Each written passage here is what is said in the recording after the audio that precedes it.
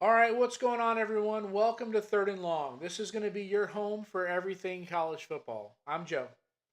And look, college football, it never really stops, right? Even when the games aren't on, we're still talking recruiting, the portal, coaching carousels, hopefully some CFP rule changes, NIL, and hopefully some changes to that as well. Just all of it.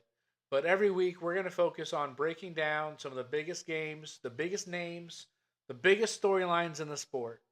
Previews, recaps, recruiting, transfer portal chaos. If it matters in college football, we're talking about it here. So buckle up because this isn't just another recap show. This is your all access pass to college football. We're calling the shots, we're making predictions, and yeah, we're going to have a little fun along the way too. And today, we've got a really good one. We're going to set the stage. First game of the college football playoffs, second round, right? First round, had some good games, had some laughs. But now, Ohio State, Miami, it's getting real. This matchup immediately grabs your attention. This is a national championship rematch from 2002. Anybody around my age remembers that game. 2001 Miami Hurricanes, national champions, one of the best teams in history. A who's who on that team of people that got drafted within that year and the next couple years. Miami was on the road. They were like, oh man, they're going to be a dynasty. And then 2002 comes and Ohio State shows up and steals the show. It's a game I feel like still lives in college football lore. The names and the jerseys have changed, but the teams, the brands, two of the biggest brands in college football. Obviously, I don't think anybody on the teams that are playing on Wednesday were even alive at that point. Most of them weren't playing to begin with, but half of them weren't even playing. I mean, Carson Beck was probably around. I think he was in like the third grade when that game took place. But the stakes, the brands, huge game, huge game. A lot of implications here. This one feels big. Feels big. When games feel big, they usually are. We're going to go with a Miami overview. We're going to break them down a little bit. They came out of the gate hot this year. Hot. Week one, thriller against Notre Dame, 27-24. Game that immediately put them on the national radar. Hurricanes fans everywhere. Oh, we're back, baby. I said, yeah, you know what? I'm a Cowboys fan. I've been saying that for 30 years. Pump your brakes. You had a great game. You won one against Notre Dame. You snuck that one out. But they put on the national radar week one. So was Florida State. So we saw how that went. So again, Florida football was back. The Gators won week one. Florida State won week one. Miami won week one. It was pandemonium everywhere in the state. But from there, something interesting happened. They never left the state of Florida. It took till November 1st when they first left the state. So they had a few home games. I think total of like five home games. And then when they did have an away game, it was at Florida State. So, not exactly a cross country trip. It's really just kind of, up the state a little bit. Still a far drive from Coral Gables to Tallahassee. Both towns, a lot of college lore. Um, but November 1st, they finally left the state. It didn't work out well for them. They lost their second game of the season at SMU. And then, after that game, they came back and they played two more home games. I feel like they had like 13 home games this season. So, Miami, definitely an interesting season when you look at their schedule. Again, not the biggest strength of schedule. When you play in the ACC, I don't think you really have like a top caliber strength of schedule. But so schedule wise, they've been very comfortable this season, and that matters. They weren't taking the hits early on. They were able to again stay at home most of the season, not leave the state, and it shows. That doesn't a little less wear and tear on their bodies this time of year. But we're going to start out talking about Carson Beck. You can't talk about Miami offense and not talk about Carson Beck. The guy is seasoned. He's battle tested. He is a sixth year senior. He has already got two rings. He wasn't the starter, backing up Stetson Bennett in Georgia. But Carson Beck, I mean, he's been pretty good in his career. I say pretty good. I mean, he's a D1 athlete. The guy can sling the ball. But he does get the yips, right? He does get inconsistent. I think his last year at Georgia, I think you saw the writing on the wall. I think they were definitely going to be hoping some open tryouts for the quarterback position. He wasn't shining in Kirby Smart's offense. Definitely not the Georgia that they should have been last year. So I think a good move for him. Maybe get out of the hustle and bustle of Athens. That large city. Um, I just think there's a lot of trouble going on in Athens. I think all off season there was a lot of trouble with DUIs and players getting in trouble. So maybe removing himself from the situation, get rid of distractions maybe helped. Falling into the arms of one of the world's biggest Instagram or TikTok personalities probably didn't help him escape from the distractions. But definitely couldn't hurt. Get his Lamborghini stolen while he's on campus. I mean, Miami football is back, baby. They're back. That is Miami football. But statistically, he's had a good year. He's had over 3,100 passing yards, 26 touchdowns. And, as a 6 year quarterback, he's experienced. Again, he wasn't a starter all 6 years, but working in that team that he was on in Georgia, they played a lot of postseason. He's got 2 rings. He's been to a few championship games, a couple SEC titles to his name. He's experienced. He's calm in the pocket, like you'd expect a veteran to be. He knows how to run an offense. He is the signal caller. They give him some freedom to check down, to kill, kill, kill. The guy runs the offense. He's very calm back there. Does a great job overall, and it shows. But here's where it gets interesting, though, in my opinion. But he's thrown 10 interceptions on the season, which doesn't sound like a lot. But 6 of them came in their 2 losses this season. They've got 2 losses on the season. One against obviously Louisville, where he threw 4 interceptions, and against SMU, where he had another 2 interceptions. So that tells you something. For Carson Beck, when things go wrong, they tend to go really wrong. He gets the yips. When you start throwing picks and you just can't stop, that's Beck. So he's really got to be smart with the ball on Wednesday if he wants a chance. Once the Ohio State defense starts smelling blood in the water, if they can get him off his point and put pressure on him, where he starts throwing the picks, he's got the tendency to keep throwing them, and when he throws interceptions, um, it doesn't lead well. I mean, that's one of the basic principles of football. Like, oh well, you can't turn the ball over, a bunch of times and still win the game. That's obvious. That's football 101. But with Beck, it's proven. You look at his picks this season, over half, 6 out of 10 come in their 2 losses. So, definitely needs to control the ball. Miami's passing game, it's not built on deep shots either. Beck's average pass goes 6 yards in the air. I mean, if Miami was able to give me a pocket and I only had to pass it 6 yards in the air, I think I could. I think I could win some games this season. But the offense, they rely heavily on the yards after catch. It's timing, it's rhythm. They let their playmakers do the work. I mean, these receivers, they go to school for free for a reason at a pretty expensive school. I think, several years ago, not that long ago when I was applying to different colleges, when I looked at Miami, it's a $50 non-refundable application fee. I was like, no, no, not for me. So I mean, these guys are going to school for free. They need to be making plays, and they do. They got people like Malachi Tony. The guy is an absolute monster. However, he gets the ball in his hands, um, but they're balanced, right? They're balanced, and the balance is dangerous. If you've got a team that can balance the football, passing, running, um, they're not an explosive, strike fast offense. I wouldn't put them in the top explosive offenses. They've had a few plays go their way. And again, if somebody can sneak around and get some blown coverage, but that's not what they're built for. They run the ball just to get that balance down. You look at the defenses they face, though, overall pretty weak. Again, I'm sorry, ACC fans and ACC players, please don't come for me. I mean, it's just stats. You look at the ACC as a whole, there's really not too many top defenses. Um, I mean, ACC has gotten pretty weak over the last few years.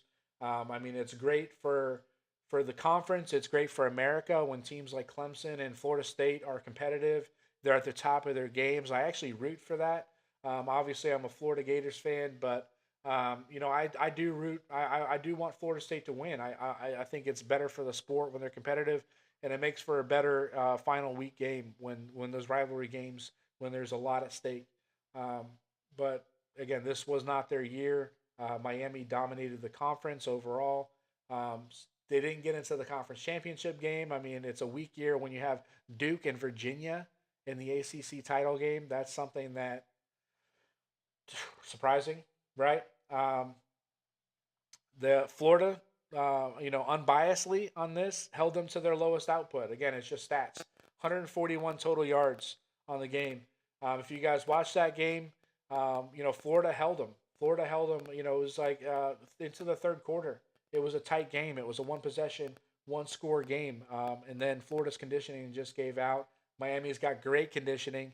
Some might say they look better in the fourth quarter than they do in the first. Florida didn't have that this year. We got a new strength and conditioning coach, but this isn't about that. All right. Every time that Miami faced a defense that was above average, you got Notre Dame, Louisville, SMU, and even A&M in that last game in the first round of the playoffs. Those games were tight, or it was the games that they lost. So when they're playing defenses that are above average, which Ohio State we're going to get to in a little bit is more than above average. It's tight. It's tight. They're not battle tested on that front as far as having a strong defense to play against. But that's a trend worth paying attention to. When defenses are good, it's either really really tight, come down to the wire, or it's a flat out loss. Let's talk about the Miami defense. Now, defensively, Miami, legit. These guys are goons. They're thugs. No offense. But these guys are coming out to steal your lunch money. They're going to punch you in the nose, and they're going to laugh while they do. These guys are physical. They're strong at the point of attack. They're really good at controlling the line of scrimmage. So if you watch them, so I watch a lot of podcasts. A lot of the guys, like Joel Klatt, some of these guys have been to the games or they break it down. I obviously am not at the games, but they say that the TV cameras are not doing justice to the way that these guys are pounding people at the line of scrimmage. It's an all-out fist fight. To say it as the best term you can. They're physical, control the line of scrimmage, and if you've watched more than a few football games, you understand controlling the line of scrimmage is going to be the maker of the game. Again, as we talked about, they haven't had a whole lot of competition, but they have faced some good opponents this year. They don't need to blitz to generate pressure, which, I mean, that's a defensive coordinator's dream, right? If your front four can put pressure and even get some sacks on these quarterbacks, that's huge. Because that lets the linebackers and safety that lets them stay in coverage, lets them sit back and watch the whole field, where they can stay back and watch plays. They're not having to run in. They do blitz, right? They're not immune to blitzing, but that's not their bread and butter. They don't have to in order to put pressure on some of these quarterbacks. They rotate a lot of guys. So if you watch the defensive line during the game, they rotate in and out. They keep fresh legs. They've got depth. And their second string defensive line, it's not that big of a fallout. It's not a huge drop when they have to sub out their defensive end because, give them a breather because it's a 6-play, 7-play, 8-play drive in a row, maybe with tempo. Sub them out. It's not the quarterback's not calling out like, "Hey, number 62's in." Let's run at him. The offensive coordinators aren't targeting him. There's not that big of a drop off. But they don't need to blitz. It's great. They rotate. They're really well conditioned. Their defense looks strong all game. And again, that's because they do have depth. They're able to sub in. It's an amazing. They can do a great job. One thing they do really well though, they're going to force you into field goal situations, and they're not going to give up as many touchdowns. They're going to force you into a field goal. They're going to grind you down, and that's going to be tougher as the game goes on because they don't get tired, but you will. You're going to get tired of getting stopped on third. You're going to try to run the ball for 3rd and 1, and they're going to stop you. They're going to control the line of scrimmage, and that matters to a team like Ohio State. When we break down Miami versus Ohio State, the Miami versus the OSU defense. Miami is going to try to disrupt the interior run game, as we said. I mean, that sounds, again, cliche, But Ohio State, if they can't run between the tackles, their play action becomes way less effective. And as we cover Ohio State's offense, and I'll hear in a few minutes, that's going to be a lot more apparent on why that's a big deal. No run game, no linebackers having to step up, passing lanes disappear. That means Ohio State's going to have to get creative. Screens, tosses, quick throws, getting the ball out wide and into space, get them away from that interior lineman. And it's going to bring us to the Ohio State offense. We can't talk about Ohio State offense without talking about Julian Sayin. Obviously, he's a Heisman finalist. Um, he's been really good. He's not a Superman. He's not Diego Pavia back there making things happen all by himself. I don't think Pavia got as much credit as he should have. This segment isn't about Pavia. I can definitely do one because I'm a big fan of Pavia Mafia. Big fan. The guy made Vanderbilt football watchable for the first time in my lifetime. Um, but we're gonna talk about Sayin. He's not Superman. That's okay. He's at his best when he's got a clean pocket. I saw that statement and I laughed. I'm like, well, shit. I'm best with a clean pocket. You give me Ohio State's offensive line where Julian Sayin's only getting pressured 20 to 24% of the time on his dropbacks, not getting hit at that point, just pressure. You give me that kind of lineup, heck, I can dink and dunk to these guys. I could be successful. I might not be a Heisman finalist, but I can make some plays at that point. So when some of the experts are like, "Oh, he's best when he's got a clean pocket." Oh crap, man! Everybody is best when they got a clean pocket.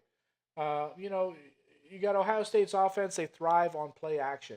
They're one-on-one matchups. I mean, who wouldn't thrive on one-on-one matchups when you've got Jeremiah Smith on the other line on the line, right? You look down the field. If I'm playing quarterback, I see Jeremiah Smith. He's lined up. There's zero coverage. One guy on him. He's on an island with that one DB. I'm taking Jeremiah Smith 11 times out of 10, right? They do these one-on-one matchups. If you get some blown coverage, defensive mistakes, they're going to make you pay for it.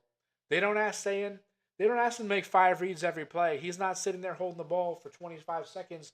No, one's covered, two's covered, three's covered.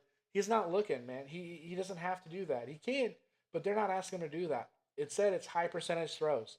Guy's got great completion percentage. It's somewhere in the 70 percentile, which is great. They run slants, hitches, quick outs. They're letting the athletes do what they do. I mean, they're at wide receiver U.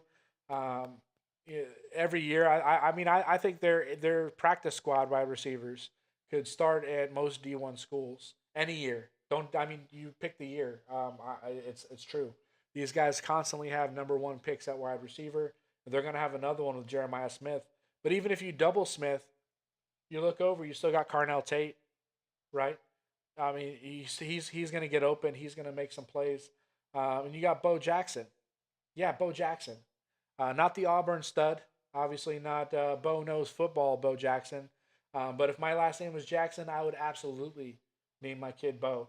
I'd wait until his mother was passed out, and I'd be like, "Oh yeah, here's the birth certificate. I signed it, Bo Jackson."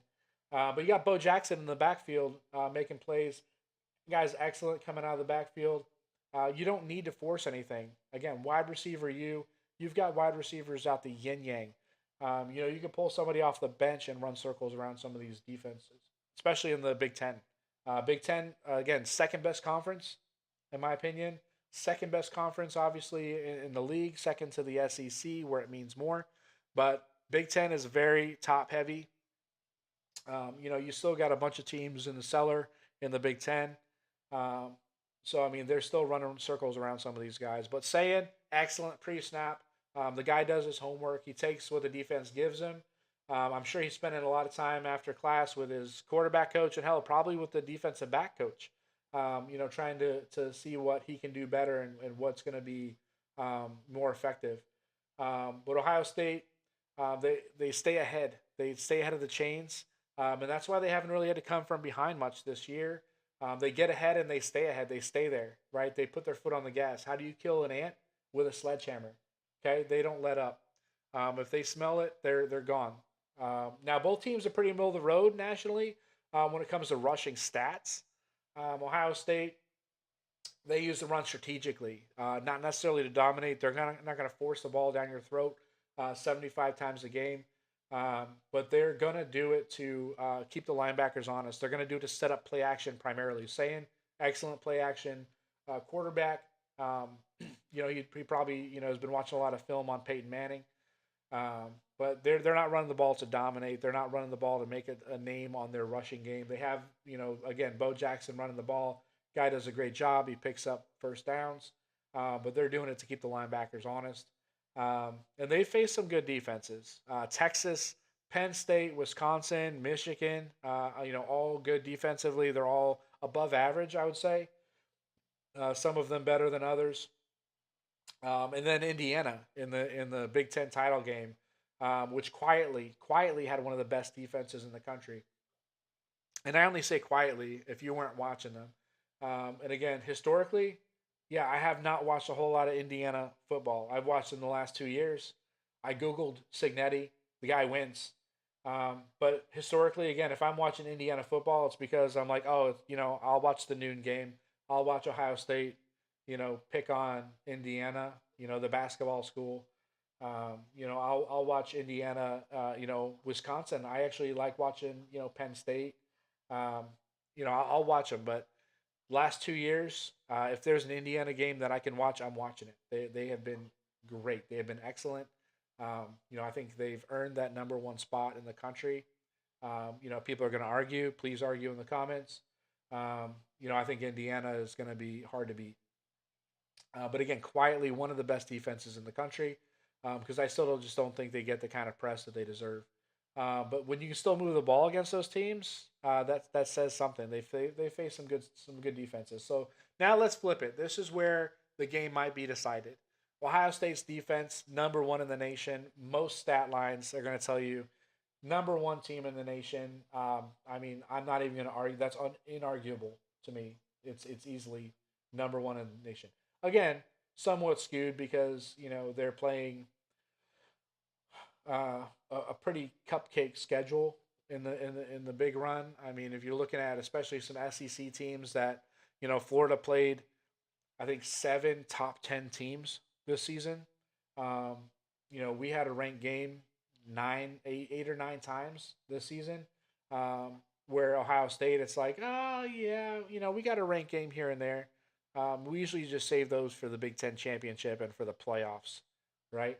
But number one in the nation, and thanks to Matt Patricia, the guy runs a 4-2-5, not 40, obviously, um, but he runs a 4-2-5 defense primarily, right? And if you're a quarterback, that's not a fun look.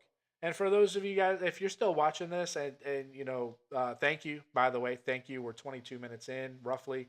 Um, but a 4-2-5 defense, not easy. It's not common. It's complex. I mean, you have to really plan for it. It's not like, oh, let's run the 4-2-5 look. That's that nobody runs a 4-2-5 on a regular basis. It's hard to read pre-snap. You got DBs everywhere. Five defensive backs. They take away the passing lanes, linebackers. They can still play downhill, and the pressure packages can get nasty. You can blitz from anywhere and still cover. You can still cover, so that's important. You've heard of bend but don't break. Ohio State, they don't do either. They just stop you. But again, with you got guys with Caleb Downs, one of the top safeties in the country, probably going to be one of the number one draft picks when he goes. Arguably the best safety in the country. You got Arvell Reese, Kenyatta Jackson, Caden Curry. You got a full lineup with Ohio State. This defense just doesn't limit big plays. It controls the tempo of the game from the secondary, from the defense. Again, elite defense. Against the Miami offense that's efficient but not explosive, Ohio State's perfectly built to make that. They're going to earn every single yard. They're going to feel it tomorrow. They're going to have to earn it. Again, they're going to hope for some blown coverage. That's really the only way they're going to move against Ohio State. Maybe, I would say mismatch, but it's really hard to mismatch against Ohio State's defense. It's a dangerous spot for Carson Beck. I mean, if he's forced into something third and long, um, it's going to be tough. Some closing thoughts. This game, it's going to be intense. Miami is tough. They're disciplined. They're physical, absolutely physical. Again, these guys, they come to punch you in the nose every play. But Ohio State, they do have that explosive entity. They're elite defensively, battle tested. they kept it close against the number one team, in my opinion, in Indiana. But if Miami can control the line and keep Ohio State one dimensional, if they take away that running game and they make Ohio State come out and flat out pass or try to run, they've got a shot. But they have to take away the run game. Again, that takes away the play action, which is where Ohio State thrives. But if Ohio State, on the other hand, gets an early lead, good luck. Um, they don't have Maserati Marv anymore, but they're gonna roll just like they had them. If they get an early lead, forget about it. They're not falling behind. They could get uncomfortable really fast. This is why the matchup feels big, right? Again, we look at history of college football. We have all the talent, the schemes, the pressure. It's all colliding at one time in this game, and that's what college football is all about. I love the sport, everything about it. So it's going to be an exciting game. I think it's probably going to be the best game of the round. I'm excited that it's a standalone game on New Year's Eve. It's going to be awesome. If you haven't decided you're going to watch it, you'd rather go out and party on New Year's Eve. I suggest rethinking it. I think you'd have a better time watching this game. Um, you know, it's going to be a great time. But again, if you're still here, thank you so much. I appreciate you watching. Please like, subscribe. I want to keep doing this. I want to know that people are watching the videos. Please leave some comments on anything that you disagree with or agree with. Anything that you want me to cover. I already have my next couple of videos kind of planned out. I'm going to cover all 4 games of the playoffs for this round. And then my next couple of videos are probably going to still cover the playoffs and then anything that pops up. But thank you very much. I appreciate you guys. And welcome to the Third and Long family.